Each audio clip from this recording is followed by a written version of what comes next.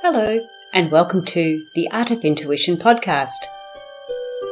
My name is Susan Jane, and I believe that trusting your intuition is the best way to live your life with meaning and purpose.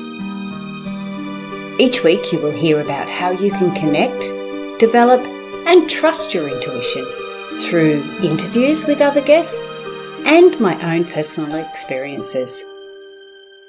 Join me to understand how your intuition can guide you towards a life full of meaning and loving purpose.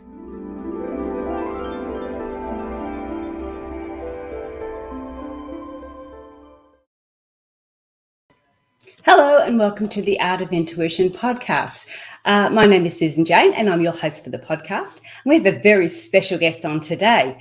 Now, before I go any further, if you're hearing any other crazy noises, I do have the painters still outside working, and I've put some earphones on because Indra was having trouble with feedback. We were getting a bit of feedback there.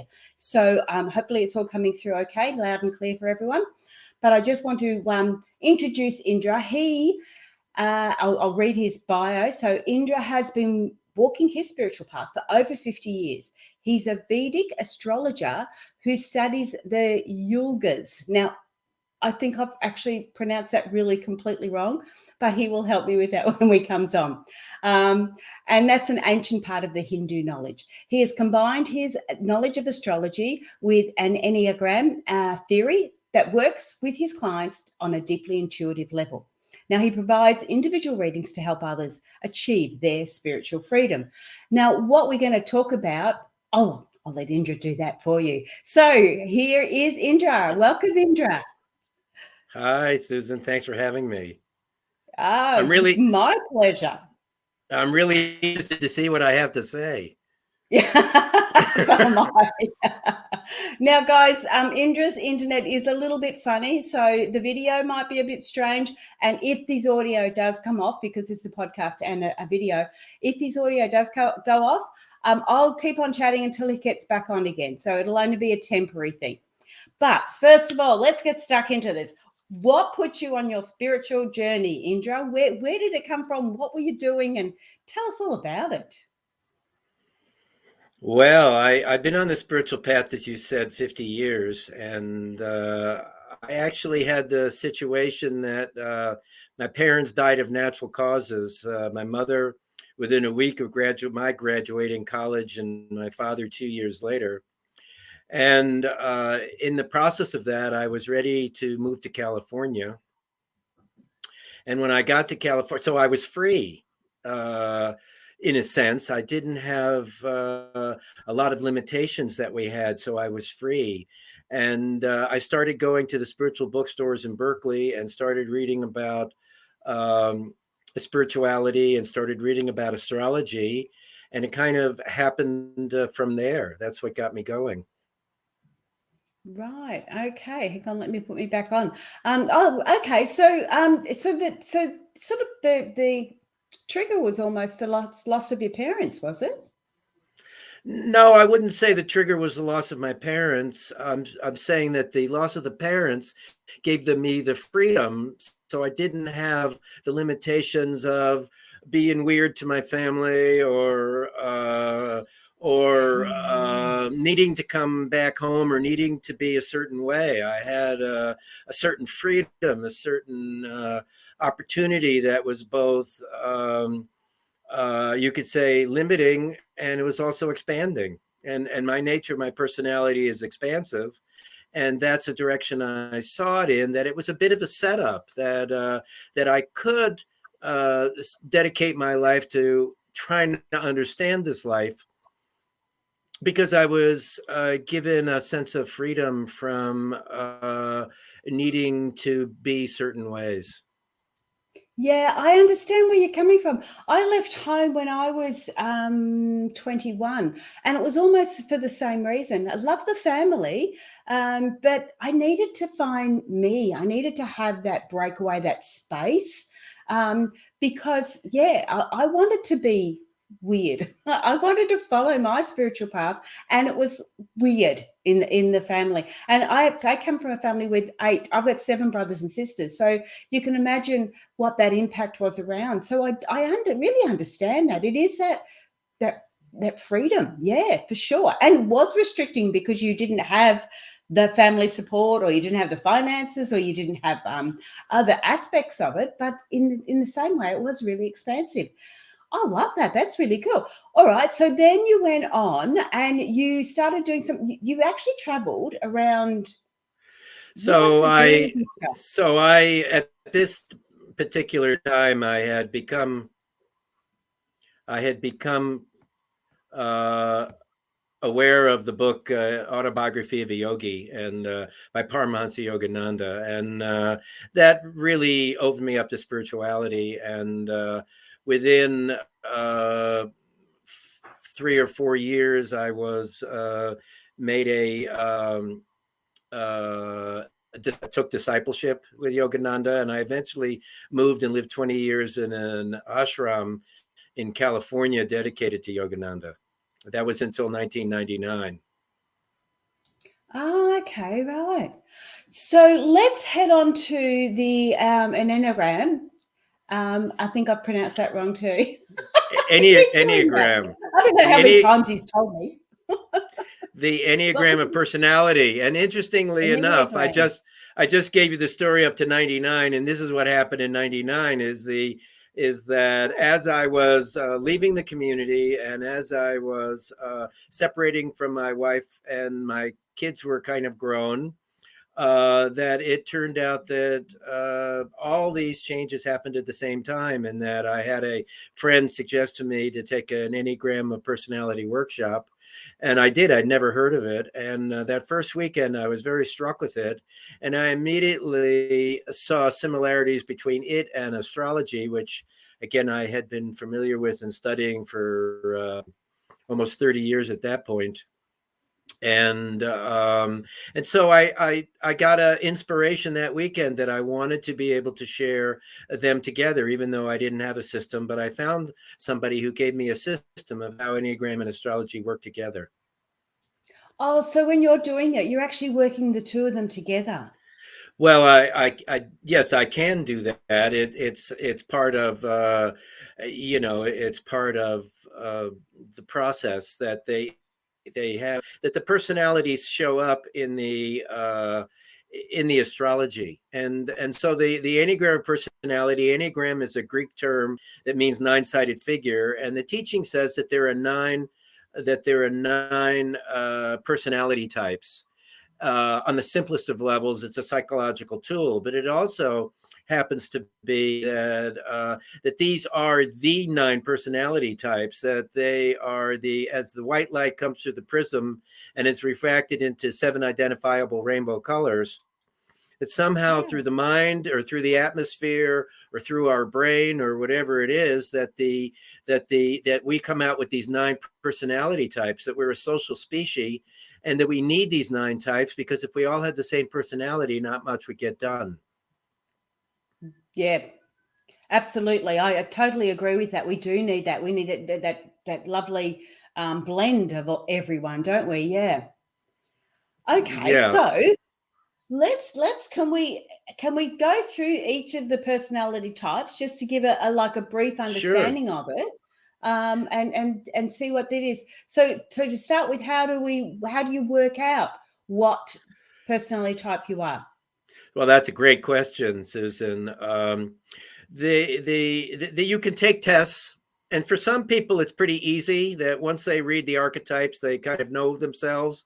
And some people are pretty hard to type, because astrologically they merge with, psychologically they merge with other people. They don't really know who they are. They don't really know what they feel, and so these people have trouble finding can have trouble finding their Enneagram type.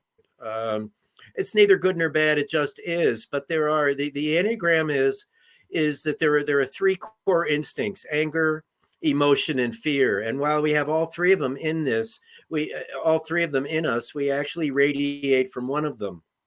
And then there are 3 reactions towards energy coming toward us. There are those that go toward it, who are they show an extroverted personality. There are those that pull back from it. They're more internal personality, and then there are people that have a strategy of living in neutral. So this is an active neutral. It's a strategy of checking out. They're neither extroverted nor introverted, and so 3 reactions times 3 instincts gives us 9 unique Enneagram vibrational signatures.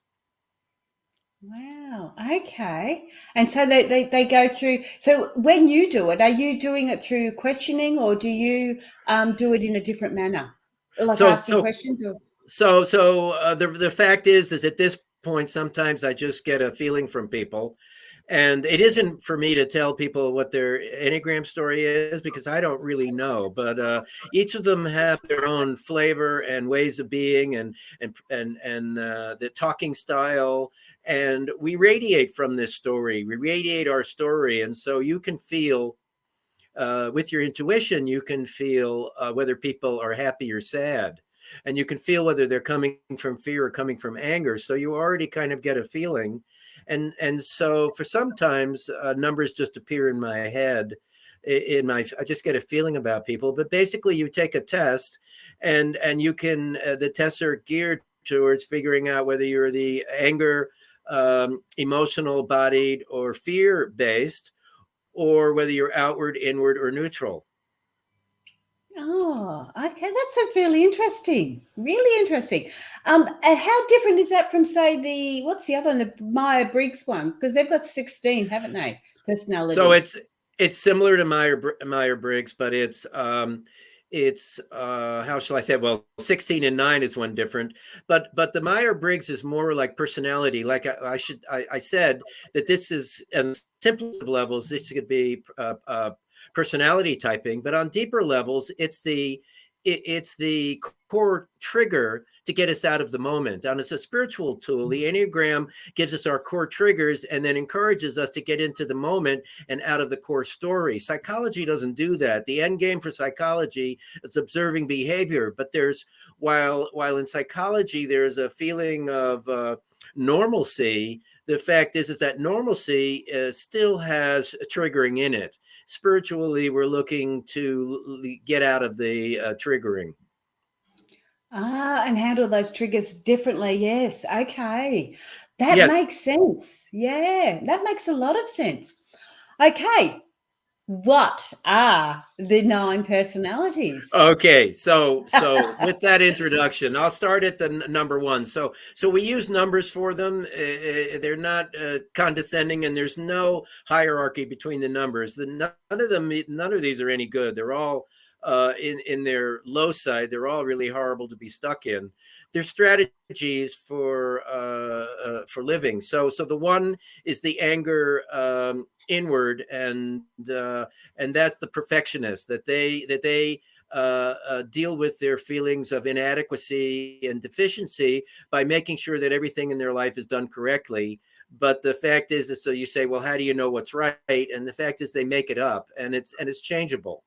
So the 2 is the image type, who is outward focused, and they're called the helper, and their focus is on helping other people, but it's because it's not really while it looks neutral and it looks really giving, the fact is it has a bit of a hook in it, because that's how they get their self-worth is by being helpful, and other people then love them and give them the love that they don't feel that they themselves have. So that's 2. So 3 is the producer. This is image type neutral, and they build up their self-esteem by what they can produce and achieve. And the 4 is the individualist, and this is image type inward. These are the music, Michael Jackson, the musicians, Bob Dylan, Whitney Houston. They're the most creative, and their story is that they don't feel their true significance. They're incredible in their sense of beauty. They're the dancers, they're the photographers, the writers. They use adjectives in ways that nobody else does. So the 5 is the first of the fear types. This is inward. This is the observer. They use information as a way to feel, to gain the security that they're looking for. The 6 is called the loyalist, and this is neutral fear is the archetype. And they are doubters. They are the warriors. They're the anxiety people. They're the ones that are calling you up saying, well, I'm worried because in a year something might happen, but it never happens. And they go around going from doubt to doubt. That's their particular challenge. But they, on the high side, what they teach us is duty, the sense of duty and courage. And so the 7, which is my number, is the enthusiast. And hopefully I'm being enthusiastic. I don't think I can do anything but that. So the enthusiast is fear outward. And so we are, we're always running for new, fun, greener pastures things, but it's not actually running toward, it's actually running from our own hidden emptiness, our own emotions and feelings that are very painful for us to have to explore and sit in. So the 8 is the boss. This is anger, external. These are the strongest people on the Enneagram. They have, I like to say, they have all offense and no defense. They don't want you to see that they have a teddy bear in their heart. They can't really live in vulnerability, and so they are always intense and pushy on you. Jack Nicholson is sort of the poster child as a hothead and strong personality. I'm not labeling him, but just that's No, what it no. can look like. Yeah. And the 9 then is at the top of the figure, and it's the peacemaker. This is anger neutral, and they're concerned with the inner harmony of having peace, and so they accommodate other people in order to find a way to create peace. But it's the story of peace, not peace. And so they in this accommodating, they disconnect from themselves. Wow, that's amazing. But you know what I've noticed? It's because obviously because it's you're talking about triggers and how we're dealing with triggers. It just seems a lot of negativity in there. So I'm giving the negative side of the story in order to describe it. The positive side of the 8 is the sense of caring for other people. That the 8s have they have a posse, and they take care of this posse, and so they teach us about having us be secure, teaching us how to be secure on the high side, but they can't teach us that until they get over the compulsion or the obsessive of being so intense and pushy and pushing themselves on other people in their intensity. Oh, so they've got to work out the balance of it. So they stay as an 8, but they've got to balance out those areas. Yeah, and I want to make sure that I just picked 8 for whatever reason Yeah, because yeah, I no, had, that's yeah, I get that. Yeah, you yeah, know, so yeah. because I was just picking the downside. But I mean, they're all horrible stories. The emotion of the 4, the self-righteousness of the 1, the lustiness of the 8, the intensity of the 7 and in your face all the time and too intense, and the 5 needing to hide, closing the door on you, and it's not about you, it's just that they get overwhelmed when there's too much energy, so they have to go hide. And so it's horrible. It's the suffering of being in the personality. And so, but the beauty of the Enneagram is that it describes it in a way that once you can understand what's at your core, then you can let go. You can see the patterning in the story and you can let go of it. It's like having Oh, an ex-mate. You divorce somebody, and then you think that jerk, da da da da da da, and then I don't know, something changes, and all you see, well, he was a good dad to the kids, and he was loving at a time, and he's being loving now to his new partner or whatever, and you kind of rise to the high side, and you don't sit in the low side. So the idea is to work this out in order then to be able to radiate the truth in your particular story, and to add your flavor to the mix. I mean, the obsessive part is your pain. I don't need to take on the obsessive part of your story. That's that's the teaching for me. Oh, I see. So am I looking at this in the right manner? Is it's almost like seeing your shadow side, or being aware of what they call your shadow side, that let's say the negative side, being aware of it, so you can actually, it's going to always be there. It might be always that go-to, because that's what you're used to, but you're creating this awareness of it, so you can then, I don't know, maybe step back, slow down a little bit Take before it you just do take it that apart. instant react. Take it Sorry? apart. Take it apart. Oh, yeah. Okay. So how do we do that? What does that look like? Well, that goes to the four doorways to conscious living. Did you want to get into that now? Oh, yes, please. Yes. So, yeah, Indra's got a what is it, four doorways to conscious living? So yeah, explain a bit about that, because that's really interesting. So at the end of the readings that I offer, and maybe you'll get into this later. I just mentioned this. We have three different modalities the astrology was one, and the Enneagram is another. But so these three different modalities give you a different perspective on yourself.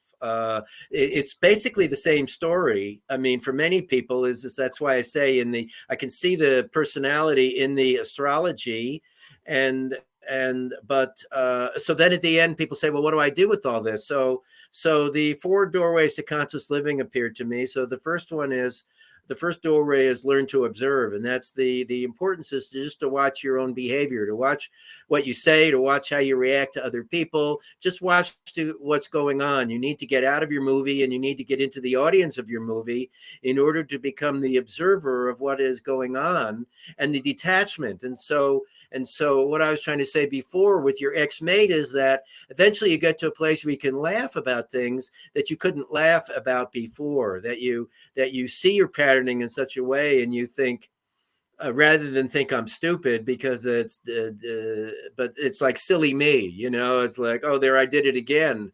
So the first doorway is to learn to observe, and the second is to let go and release what doesn't serve you. That we want to release it. And I like this paragraph here. Letting go involves being aware of a feeling, letting it come up, staying with it, and letting it run its course without wanting to make it different or do anything about it. It means simply to let the feeling be there and to focus on letting out the energy behind it. When letting go, ignore all thoughts. So this is from a book called Letting Go by a man named David Hawkins. And it's a fabulous book, but the letting go is to be aware of the story, to be aware of the intensity, and then to just let it go, to get over it, to have it be behind you in your rearview mirror. And so then the third step is to love yourself. Then when you let go enough, then you love yourself. And the fourth doorway is to live in the moment. So when you live in the moment, then you are loving yourself. You can't have it any other way. So how do I love myself? Is to let go and release what doesn't serve you. And how do I know what to let go and release? That's to learn to observe. So that the watching, the idea is increasing your will on whatever it is that you deem that are behaviors that you feel that are not beneficial to you. At certain ages, these behavior patterns are beneficial, but then there comes a time when we realize that they're not beneficial, and so that the point then is to let go. Okay, right. That's really, it's very, very, very much in line. Different terminology, same in line as my principles. Yes. So I really enjoy that. And of course with the observe, and I suppose to start with, that can be our biggest step.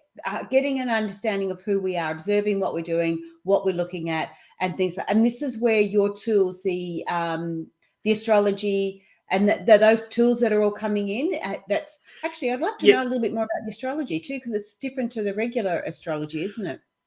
Well, yes, definitely. And I'm kind of a different astrologer. The tools help you to know what to observe. That's the point of them. And so the way I do, so I do Vedic astrology, which is Indian astrology. And the main difference with Vedic astrology is that we cast our chart with sidereal time. And so the chart is 24 degrees. The planets are 24 degrees backwards. And so if you're a Leo sun, most likely to me, you're a Cancer sun. And while that can be dislocating a bit at first, the fact is that the frequency of the chart that I'm using is calibrated in order to help me to be really clear on what you need to know in order to help you to wake up to who you really are. I'm only interested in looking at strengths and weaknesses of your planets. I'm interested in the signs that they're in. I'm not interested in aspects. I'm only interested in the signs that they're in, because the planets that are in signs that they're not comfortable with, these that create the obsessions and compulsions that the personality acts out. Oh, okay. And when you say you're doing that, is that as a birth chart, like when they're born, or is that, yeah, okay, so it is when you're born. Okay, so you take all that information, and then you get the personality, you get the an Enneagram as well, and you bring that all together. Yes, I take through the full reading. The full life reading is 3 hours. It's a bit of an ordeal, and it goes rather quickly. It's intense because it's intense in terms of the information that gets revealed, but it's not intense because it's essence to essence. It's not personality to personality. We talk about personality, but we're not talking to the personality. And so the idea is to help you to focus on what it is that you need to do. What are the blocks that are keeping you from waking up? So we take you through the personality story for approximately an hour and a half to show you your core triggers, to show you how it works, to show you how you manipulate, to show you what your first response is, to show you how you hold yourself back from living in the presence. And then I give you some of the antidotes, and then we go into the astrology chart, and we're looking for the strengths and weaknesses. What are the key planetary situations that are creating tension in your life? I had a person recently this week that just comes to me that she had a cuspy. I think it was a really good chart, but she had a cuspy sun, and with its stellium, which means that it's got 2 other planets there. Cuspy means it's at the edge of the house. And so all of the questioning and all of the insecurities come from this sun, which is cuspy, means it doesn't really, it's not comfortable where it is, because it's just in one house, and so it kind of feels the other house. And then it has 2 other planets that it's conjunct with, and they just create it's like having 2 older sisters, or if you're, for you, or 2 older brothers for me, that it's like, who am I? And I can't find myself. So this particular pattern sets up a bit of a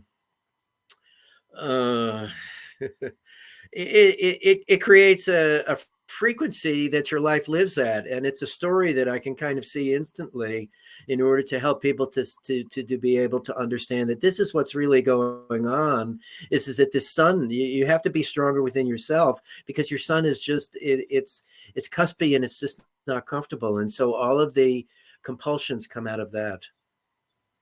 Wow.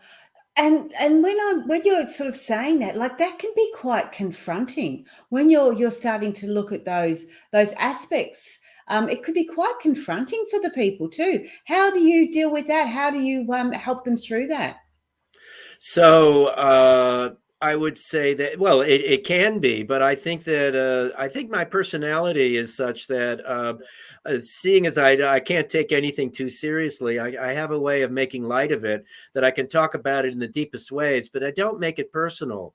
The fact is that everybody has this stuff. Everybody has something sticky. Everybody has a story, and all these stories are really they're suffering, to be stuck in the frustration of needing everything perfect, to be codependent because you need to be helping people in order for your own self-worth. It's horrible. And people come to me in a time of, I want to find another way. I want to hear what the truth is. They don't come to me on their 21st birthday ready to celebrate. They come to me when they've searched and they're really looking for answers. And the reading is able to give people answers to the most difficult of questions, that it makes sense. Out of all of these, I never really felt at home, and I've never been secure, and I have trouble having, so I can make a sense out of all of it. It's empowering. I mean, it's empowering, and then it disappears. I tell them after they leave the room, in India, when we did them in the rooms, after you walk over the threshold of the door, it disappears because it's clear right here, right now. But then you're on your own Oh, and it yeah. disappears. So that's their challenge, is to get back to it. But the idea is, then some people come back, and then we can go deeper and deeper into it.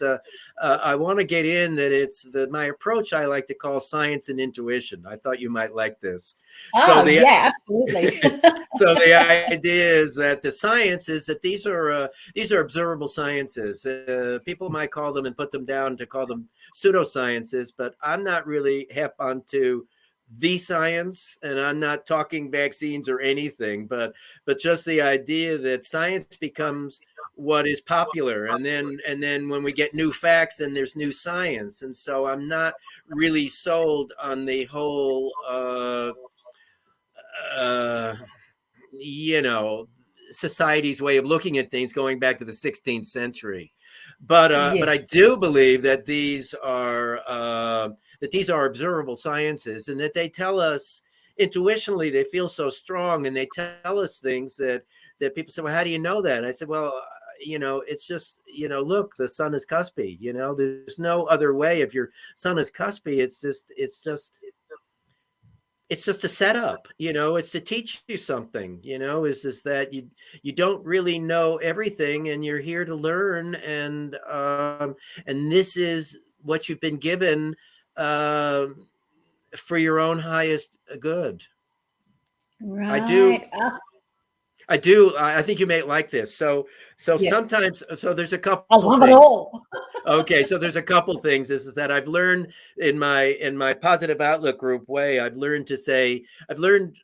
Well, I mean, I won't say I learned, I've come to realize, and what I say to people is that I think these challenges, the point of the challenges is that we overcome them, then we can teach them to other people.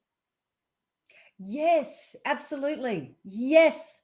And how we do that is, it could be in a organized manner, or it could be just in a casual conversation, or just people observing what you're doing. You're teaching them by living your truth. Yes, yes, and not only that, but we're also teaching what we need to learn. But the idea is, you have these challenges, and the point of what the challenges is that when you overcome that challenge, then you can teach it to other people. Yes, and I've always found too, when you start to teach it, start to speak it, the words almost bounce back at you, and you get a better understanding on a deeper level or another level. Absolutely, that we're really talking to ourselves. We can Yeah, get this whole thing that it's us, that we're the healer, and that it's our power, and that it's our intuition, and it's our yeah, wisdom. But the fact is that we're as much the baby as anybody. absolutely. How much do the clients teach us? You know. Exactly. Yes, I know. That's why I want clients. I want clients because I learn more. That's I get exactly. the understanding. thinking of it. Yeah, yeah. And that's not a coincidence. That's what the purpose is. Yeah, yeah. Oh wow, I love that. Okay, so what I want to go through, we've gone through the different aspects that you do, how you do it. People can contact you now. We've got the little ticker tape going for the video, but of course the podcast don't see that. So for if you want to contact Indra, if you want to get a reading or get an understanding of this, have a chat with him. The email is Indra, so Indra. And is it Rizler? Rinzler. Mhm. Rinzler. Rinzler. Now, there's no dot or anything. That's all in one word. Indra Rinzler at gmail.com. You can contact him that way. And the same for his website. It is Indra Rinzler. Oh, God. Why am I so bad at that? I struggle with people's names. Tell me. I need some sort of... IndraRinzler.com. There you go. That's why I struggle. It sounds so much nicer coming from the person. It sings when it comes from the person. From me, nah, not so good.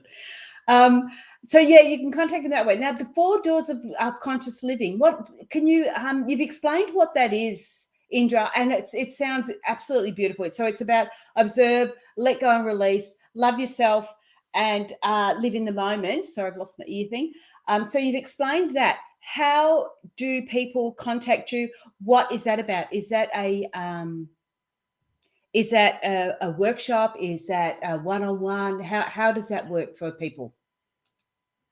The 4 doors is just sort of the resolution is that this is what do I do? So here is the way to interact with it's an attitude and a technique to for any teaching and learning. And it's I've taught classes on it. I'm not doing that right now. The sessions are people can connect with me on the sessions, but it just resolves into it's your own work. It's a self-realization work.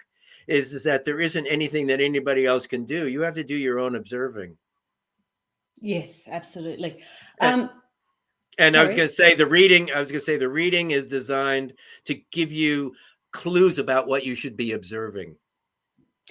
Okay. All right. So basically it's the reading. It's not necessarily the 4 doors, but that's basically you helping people open the first door. Yes. In that sort of context, and then they can go from there. Yeah. Okay, cool. So it's all about reading. I think there's an old phrase. I don't know if you have it down there, but something like you can take a horse to the water, but you can't make them drink. So I can take you to the 4 doors, but I can't make you drink. So that's okay. Yes. Okay. And that is so really almost the 4 doors are almost your methodology. This is how you can get people to live a happier life. But your biggest thing is the first door to observe, and they need to do that by using those tools that you've got by the reading. Yes, absolutely. Yeah. Cool. So if you want to contact Indra, do so and get a reading on this, because I'd love to get a little bit more information. Have you got an example that you can tell us about, like how you've helped somebody, what it looks like? Oh, probably 1,000 of them. No names, of course. Yeah. I'm not exactly sure what you're looking for, but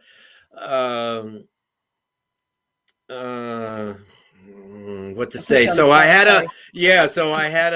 a lady, again, I don't want to get into the vaccines particularly, but I had a lady that was that I talked to because she was concerned about, I do location astrology, where you can the best place for you to be, to live. And I don't want to go into that. That's a whole nother thing. But we were talking from that point of view, and she was worried about, she was a native born European living in Canada, and she was concerned about the vaccines and how things were going to be and And so I told her that, well, we don't really know anything, that it's all is that she was wanting to be back home, but she couldn't really live there, and it was the fact was is that she was so emotional about everything that she wasn't feeling her intuition, and she needed to just relax in order for her intuition to be able to clear up. And then after talking to her a week later, I saw an article about Canada that said that there was a little bit of rebellion from some of the workers, from of the bosses of bigger companies, that they didn't, because they had the labor shortage, that they didn't really want to go into this mandate stuff. They wanted to bypass that, and they didn't really want to ask whether what would work. Whether people had the vaccine or not. And so then yesterday, I think it was, yesterday I had another client who I know from a South American who I met in India, who was living in New Zealand.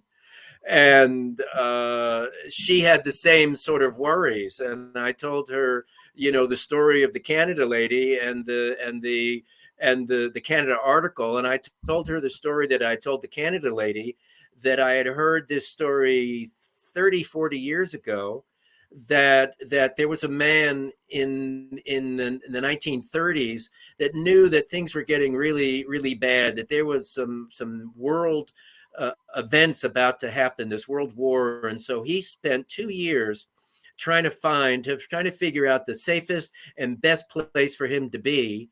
And where he ended up, which I don't exactly remember where he ended up, but it was like Guam, where there was 4 years of Japanese and American war, like every part of the island was shot up.